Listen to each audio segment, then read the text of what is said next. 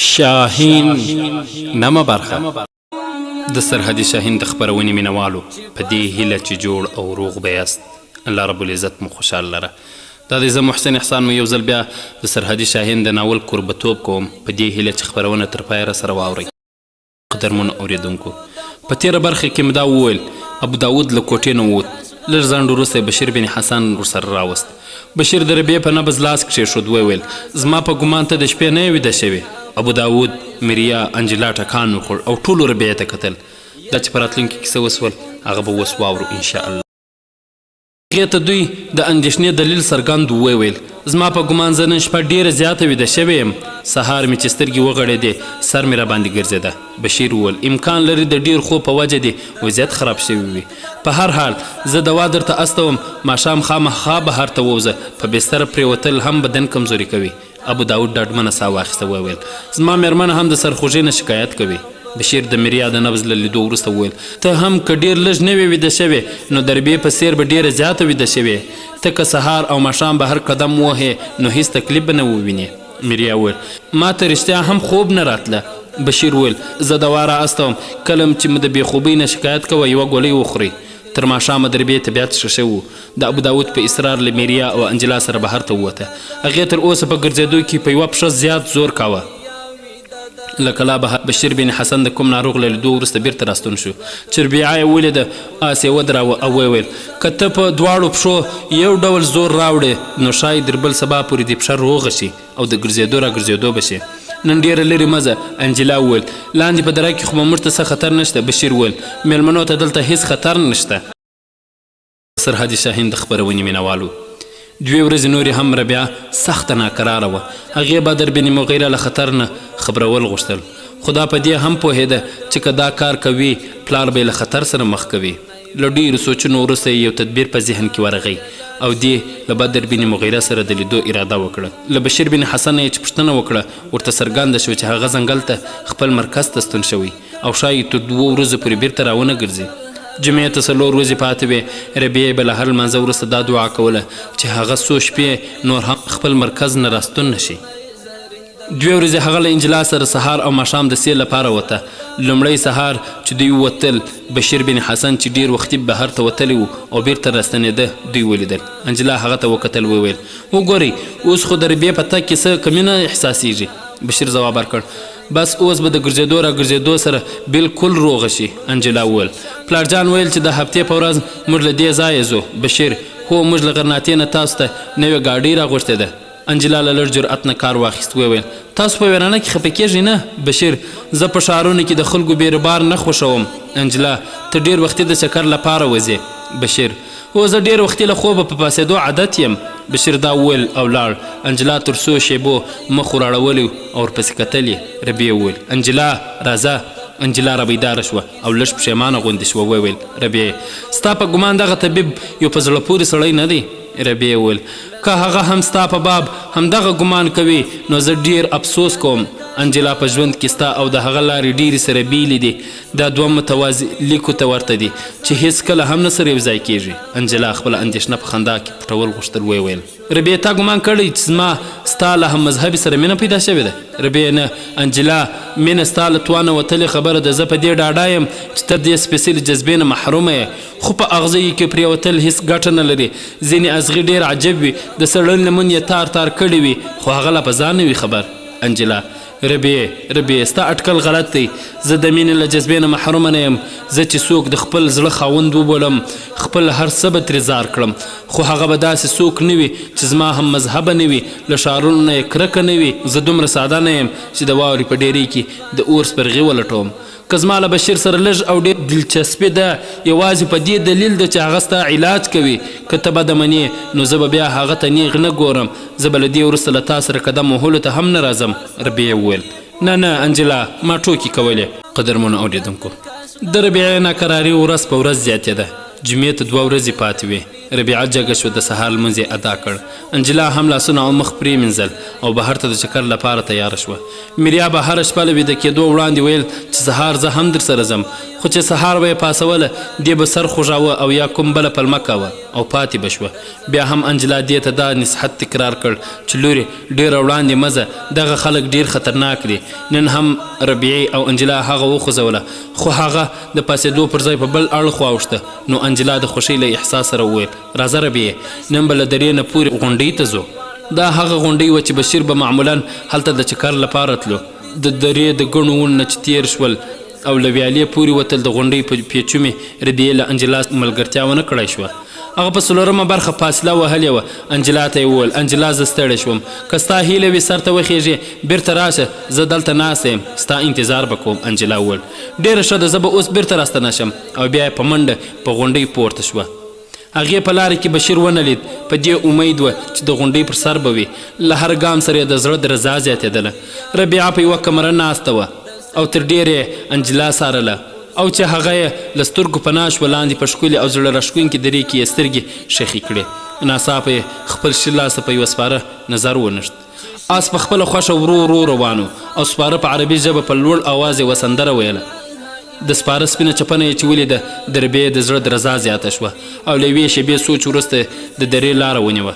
دې اندېښنه درلوده چې که د سپور د ویالې نه وړاندې ونه ویني بیا یې نشي راګیرولی. نو د لږ شېبې عادي تګ وروسته یې په ونو کې په منډه پیل وکړ. ویالې ته ورسېده او د یوه پاڼ په سر غلې ودرېده. د سپاره د غږ پر ورنږدې کېدو یې د زړه ټکانونه زیاتېدل. کله چې سپور ډېر ورنږدې سو نور یې غوښتل چې د ونو له منځه راووځي او د ګودر پر سر ودرېږي، خو همت یې ورسره ملګرتیا ونه کړه. دې سر د ونو له تنو نه ورویست. ګودر ته یې وکتل، سپور بدر بن مغیره و او پر سر یې د خول پر ځای سپینه لونګۍ وه. سره له دې چې د سرحدي عقاب هغې ته پام نه و، دې له یوه نظر نه زیات هغه ونه لیدای شوی. له حیا، اندېښنې او هیبته یې تر یوې شېبې پورې هېڅ پرېکړه ونه کړای شوه. خو کله چې هغه تیر شو د خپل مسؤلیت په ترسره کولو کې خپلې ناتوانۍ ته پام شو. په زړه کې یې له ځانه سره وویل ښایي داسې موقع بیا ونه مومم. جمعې ته یوازې 2 ورځې پاتې دي. زر زر د ویالې په لوري ورغله او ویې ویل ودرېږه. خو د شرم او حیا له امله دغه کمزوري غږ د بدر بن مغیره غوږو ته ونه رسېد. هغه وړاندې روان و. هغه ځمکه چې څو شېبې وړاندې یې د ربیعې پښې نیولې وې اوس یې د ویالې په لور ورټېل وهله. ګام په ګام ګړندۍ کېدله تر دې چې په منډه شوه او له منډو سره یې غږ هم اوچت سو. چغې یې کړې ودرېږه. سپور ودرېد، شاته یې راوکتل او د آس قیزه یې راکش کړه. د ربیعې څېره له حیا سره خوټېده او یو ځل یې بیا پښې په ځمکه کې میخ شوې. بدر حیران شو، وویل ته یوازې یې؟ ربیعې سمدستي ځواب ورنه کړی شو. بدر خپله نیزه په ځمکه ښخه کړه، له آس نه راکښته شو. له لږ چوپتیا وروسته یې وویل ته پریشانه ښکارې، ما ته دې غږ کوه. ربیعې زړه نازړه سر پورته کړ، هغه ته یې وکتل او د بدر په مسکا کې اندېښنه، همدردي او مینه احساس کړل. ورو ورو ورنږدې سوه او په غریو نیولې غږ یې ورته وویل زه تا ته څه ویل غواړم. بدر ووایه. بدر د لومړي ځل لپاره هغې ته په ځیر وکتل. هغه د روغتیا، حسن، ځوانۍ او سپېڅلتیا تیاره مجسمه وه. په مخ کې یې د حیا سرې او سپینې څپې په بدر بن مغیره اغیزه وکړه. بدر بن مغیره بیا وویل تا ما ته څه ویل؟ د ربیعې په سترګو کې چې د محبت او اطاعت سمندر تم ورو ورو پورته شوې. ویې ویل زه له انجلا سره قدم وهلو ته راوتلی یم، هغه په دې غونډۍ ختلې ده. بدر وویل ته اندېښنه مه کوه، هغې ته دلته هیڅ خطر نشته. ربیعه زه د هغې په وجه پریشانه نه یم. زه تا ته دا وایم چې تاسو دا کلا سرحد ته ډېره نږدې ده. که نصرانیان خبر شي چې دلته لږ کسان اوسئ نو بیا؟ بدر یې خبره ورلنډه کړه. ته فکر مه کوه، موږ د میلمنو په ساتنه پوهیږو. ربیعه نه زما دا مطلب نه دی، ما ته ستا په اړه اندېښنه ده. ته د اندلس د مسلمانانو وروستی یې. که نصرانیان خبر شول چې ته دلته یوازې اوسې نو زه ویرېږم چې بدر ته زما په باب چرت مه وهه. ما څو ځلې نصرانیانو ته درس ورکړی. ربیعه بیا هم په دې کلا کې له دومره لږو سپاهیانو سره اوسېدل له خطر خالي نه دي. ستا ژوند قیمتي دی. زموږ نوکر لاړ، هغه نصرانیانو ته ونه وایي چې ته د ځنګل پر ځای په دې کلا کې اوسېږې. بدر ستا پلار خو ما ته وویل چې ډېر بااعتماده سړی دی. ربیعه پریشانه چې وویل ما پلار ډېر خوش باوره دی، امکان لري زموږ نوکر په لارې کې ونیول شي یا تر تهدید او یا تمې لاندې راشي او ټول راز ووایي. په داسې حالاتو کې احتیاط پکار دی. د ربیعې په لهجه کې تر نصیحت هیله زیاته وه. د یوې مسلمان نجلۍ اندېښنه او خواخوږي د بدر د هیلې پر خلاف نه وه.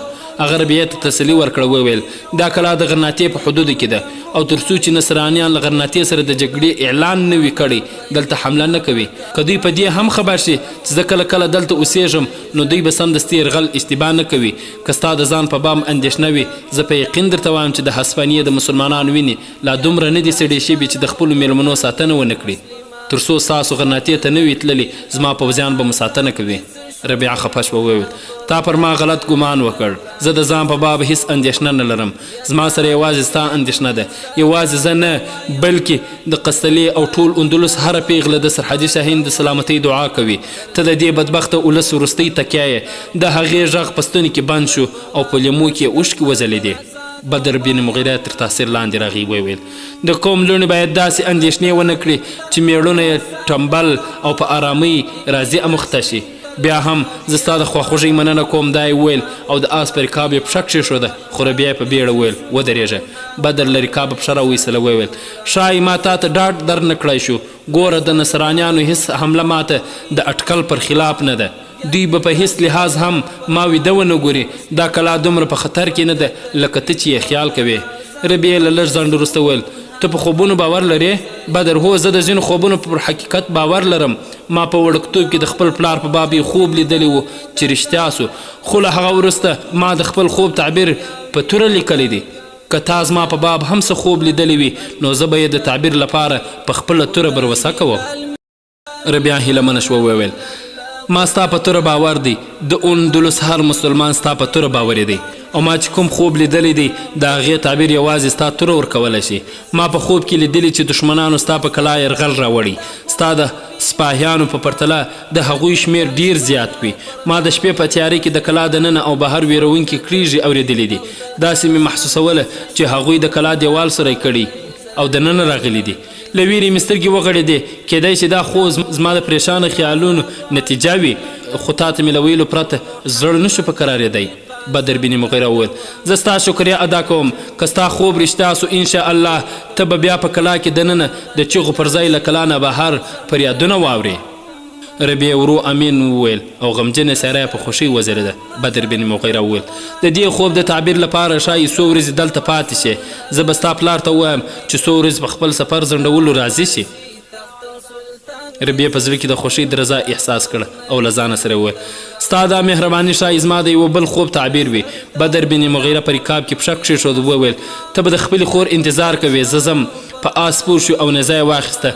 ربیعه زړه نازړه ورته ویل زه بیریږم چې زما خبرې هسې ټوکې ونه بولې. زما ناسکه مور انجلا او پلار هم زما په خبرو پرې خاندي. د خدای جل جلاله په خاطر زما د خوب په اړه هغوی ته څه مه وایه. بدر ښایي تا ته د تسلۍ لپاره الفاظ کافي نه وي. دا یې وویل. بیا یې یوې او بلې خواته وکتل او څو شپېلې یې ووهل. په ځواب کې یې شاوخوا له ګڼو ونو څو تنه سپاهیان راووتل او تر دوی راچاپېر شول. بدر یوه ته مخاطب شو، وویل سلیمانه ته هم دا اوس ځنګله لوري ته ولاړ شه. زه د نن ماښام نه وړاندې د خپل پوځ نیمایي برخه د دې غره شاته راټولول غواړم. د کلا د سپاهیانو نه هیڅوک هم باید له هغې نه خبر نه شي. د بدر بن مغیره په اشاره سپاهیان چې څه وړ راوتلي وو هغسې سمدستي بیرته په ونو کې پټ شول. هغه په مسکا ربیعې ته وکتل او وویل اوس به ډاډه وې تر څو ته دلته زما نیمایي پوځ به پر دې کلا پیره کوي. ربیعه ناڅاپه ور وړاندې شوه. د هغه د آس جلب یې ونیو او وویل د خدای جل جلاله په خاطر داسې مه انګېره چې زما سره د ځان ویره ده. زما سره یوازې ستا اندېښنه ده. ته د قوم شتمني یې، ته د اندلس د خلکو د ژوند سرمایه یې. کاشکې ماته د خوب د اندېښنې پر ځای په بل څه پوهېولی شوی. کاشکې زه د هغو سرښندویانو نه یوی وای چې ستا په دروازه پیره کوي. خو زه یو خیال پالونکې او وهمي نجلۍ یم چې ستا لپاره له ما سره د دعا او خوبونو پرته هیڅ نشته. د ربیعې اواز کښېناست او په سترګو کې یې اوښکې راوخوټېدې. بدر بن مغیره تر ډیره دا پرېکړه نشوی کولی چې څه ورته ووایي. د بې پایه سادګۍ، عاجزۍ او انکسار سره د ربیعې په څېره کې یو داسې دروندوالی، جدیت او وقار و چې پر بدر یې اثر غورځاوه. هغه پښیمانه غوندې شو، وویل زه افسوس کوم چې ته مې په خبرو خفه شوې. زما هدف دا نه و چې زه ستا مننه کوم. ښه نو اوس خدای په امان. ربیعه د آس جل پرېښود او یوې خواته شوه. بدر آس ته لغته ورکړه او په ګودر یې ورګډ کړ. ربیعې هغه ته کتل او په وار وار یې ویل خدای جل جلاله دې مل شه، خدای جل جلاله دې مل شه. د شاهین د خپرونې مینوالو انجلا چې بیا پرېښوده او په غونډۍ وختله چې سر ته وخت څو ګامه وړاندې یې بشیر ولید چې بیرته کښته کېدو. بشیر ناڅاپي دې ته ور وکتل او ودرېد. انجلا ورو ورو نږدې. بشیر ورته وویل ته نن یوازې راغلی؟ انجلا ځواب ورکړ ربیعه هم را سره ده، هغه لاندې پاتې شوه، زه د غونډۍ سر ته راختلم، زما دا تمه نه وه چې ته به دلته یې، دغه لاره ډېره سخته او نیغه ده. بشیر په سړه لهجه ځواب ورکړ تا ډېر همت وکړ چې دلته راوختلې. هغې بیا ورته وویل چې زه دلته راوختلم، نور مې همت ځواب راکړ، دا مې نیکمرغي ده چې ته مې دلته ولیدې، که درته زحمت نه وي نو تر څو کې را سره ولاړ شه. بشیر بن حسن درځه. انجلا مننه، زه بیرېدم چې بیرته راګرځېدو کې لاره ورکه نه. بشیر په بې پروایي ځواب ورکړ دا لاره دومره کږه وږه او پیچلې نه ده چې څوک یې ورکه کړي. بشیر ډېر ګړندی له انجلا نه وړاندې روان و او د ساه د سوځېدو له امله انجلا سره له دې چې زړه یې غوښتل چې له هغه سره خبرې نه شوای کولی چې څوکې ته ورسېدل. د انجلا ساه ستومانه شوه، مخ یې په خولو لوند و.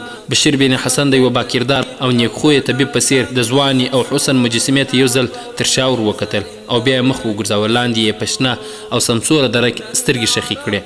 انجلا په دسمال خولې پاکې کړې او ساه یې لږ ارامه شوه. وویل تا ته پیچومې هیڅ نه و، خو زما یې وضع را خرابه کړه. بشیر همهغسې لاندې درې ته کتل. وویل زه په غرونو ختلو عادت یم، تا ښایي دا لومړی ځل همت کړی وي. انجلا وویل له دې ځایه لاندې دره څومره ښکلې ښکاري، کاشکې ربیعه هم را سره ختلی وای. بشیر هغې ته تر اوسه پورې د دومره ستونزو ګاللو ضرورت نشته. انجلا په یوه ډبره کښېنسته. وویل که دې اجازه وي یو څو شېبې مه جوړوم، زه ډېره ستومانه شوم. بشیر ځواب ورکړ بیړه کوه، خور به دې انتظار کوي. انجلا د خبرو د موضوع بدلولو هڅه وکړه. وویل څومره ښکلې ده دغه ننداره، ته هره ورځ دلته راځې؟ بشیر هوکې، خو دا نن هسې تصادفي له دې ځایه بیرته ستنېدم، که نه زه هره ورځ تر هغه وړاندې څوکې پورې ځم. انجلا دا تصادف ښایي د دې لپاره و چې تقدیر به زه ستا په لارښوونې دلته را رسولم. بشیر ته زما نه پرته هم دلته راتلی شوای. انجلا نه زه رښتیا وایم، زما همت ځواب را کړی و، موږ بله ورځ روانیږو، که ته نن نه وای نو ما به د دې څوک د نه لیدو ارمان را سره وړی و. بشیر دا خو دومره مهم ارمان و چې تا به له ځانه سره وړو. انجلا زه به دغه ښکلې منظره هېڅکله هم هیره نه کړم. ما اورېدلی دي چې د سرحدي شاهین په ځنګل کې ډېر ښکلي ځایونه دي. بشیر هو هغه سیمه ډېره ښکلې ده. انجلا ښایي همدغه سبب وي چې تاسو ښارونو ته تلل نه خوښوئ. بشیر انسان همیشه هغه ځای خوښوي چې ګټور کار پکې کولی شي. انجلا زما په ګمان ته د دغو غرونو او ځنګلونو پر ځای په قصله، قرطبه او اشپیله کې ډېر ګټور کار کولی شي. هلته به باچاهان، والیان او امیران ستانه راضي وي. که ته بده نه منې، زه خو وایم ته دلته هسې خپل جوهر او کمال ضایع کوې. پلارجان مې ویل چې که ته قسطلې ته ولاړ شې باچا به لومړی کرسۍ درکوي. بشیر ستا پلار به ما ته هېڅکله هم قسطلې ته د تلو مشوره را نه کړي. زه چې د بدر بن مغیره د یوه معمولي سپاهي علاج کوم، ستا د باچا په دربار کې له کېناستلو نه زیات خوښ یم. دغه خلک کله کله په بدني ناروغیو اخته کیږي. انجلا په مسکا بشیر ته وکتل. وویل ته ولې داسې نه وایې چې د عیسویانو نه کرکه لرې؟ بشیر د یوه طبیب په حیث د هر انسان خدمت خپل فرض ګڼم، خو د یوه مسلمان په حیث زما لومړی مسؤلیت دا دی چې له هغه چا سره ملګرتیا وکړم چې د اندلس د مسلمانانو د عزت او ازادۍ په خاطر جنګیږي. تا ته انسانیت د قصلې په دربارونو کې ښکاري چې هلته د مسلمانانو د غلامۍ زنځیرونه جوړیږي، او ما ته انسانیت په هغه پرونو کې ښکاري چې اوسېدونکي د نورو تر غلامۍ نه مرګ غوره بولي. انجلا غمجنه شوه. وویل ستا دا باور دی چې موږ د باچا مقابله به تر ډېره وکړی شي؟ بشیر مقابله یوازې د بري په امید نه کیږي، په ځینو حالاتو کې جګړه د کمزور لپاره پر شي. زموږ باور دی چې تر څو ژوندي یو څوک مو مریان کولی نه شي. خیر اوس راځه ناوخته کیږي. انجلا وویل زما په ګمان که ته د قصلې په شاهي دربار کې اوسې او باچا خوښ وساتې، هغه به پر مسلمانانو له یرغل نه وژغورې. بشیر ازادي په چاپلوسۍ نه په وینو اخیستل کیدی شي.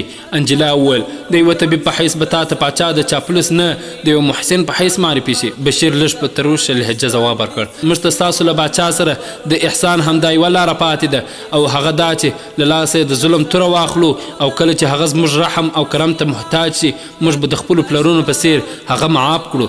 زه د خپل قوم د تلپاتې ژوند لپاره د یوه سپاهي ژوند له هغوی نه په سوال د لنډمهاله ژوند نه غوره بولم. ته دلته میلمنه یې، زه افسوس کوم چې تا دلته بحث راواچوه.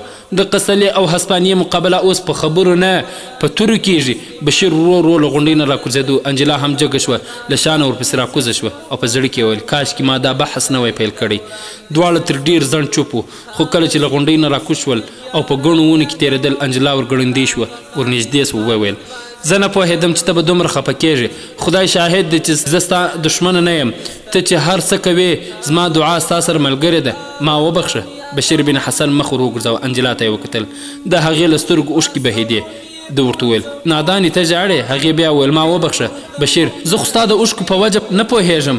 که د نصرانیانو لخوا د یوه فاتح د دوستۍ پیغام راکول غواړې، نو زما ویره ده چې دغه ملغلرې به خوشې توی شي، او که دا دې د دې لپاره وي چې زموږ هلې ځلې بې فایدې ګڼې، هم د خواخوږۍ دغه پیغام بیا وخت دی. او که ته دا ګمان کوې چې د بشیر بن حسن ژوند دومره قیمتي دی چې د مرګ او ژوند په دغه کشمکش کې باید له خپل ولس سره ملګري نیسي، بیا هم ستا ګمان غلط دی. انجلا تر احساساتو لاندې راغله، وویل زه نه د مسلمانانو او نه د نصرانیانو او نه د دوی د باچاهانو پروا لرم. زه یوازې ستا خیر غواړم. زه په دې افسوس کوم چې زما په خبرو خفه شوې. زه ناپوهه یم، ته زما خبرو ته اهمیت مور کوه. دربې غږ اوچت. انجلا انجلا انجلا چوپه وه. بشیر بن حسن ځواب ورکړ ستا خور دلته ده. بیا یې انجلا ته وویل راځه خور دې نارې وهي. انجلا د بشیر نه وړاندې روانه شوه. لږ ځنډ وروسته یې درې واړه د کلا په لوري روان شول.